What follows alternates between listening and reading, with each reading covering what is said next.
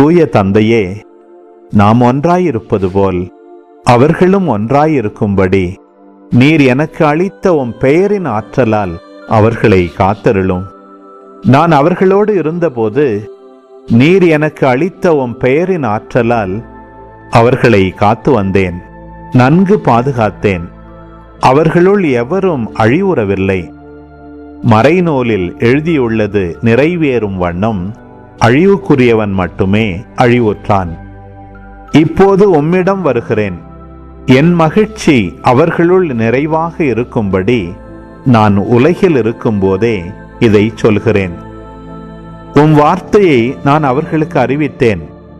நான் உலகை சார்ந்தவனாய் இல்லாதது போல் அவர்களும் உலகை சார்ந்தவர்கள் அல்ல. ஆதலால் உலகம் அவர்களை வெறுக்கிறது. அவர்களை உலகிலிருந்து எடுத்துவிட வேண்டுமென்று நான் வேண்டவில்லை. தீயோனிடமிருந்து அவர்களை காத்தருள வேண்டுமென்றே வேண்டுகிறேன்.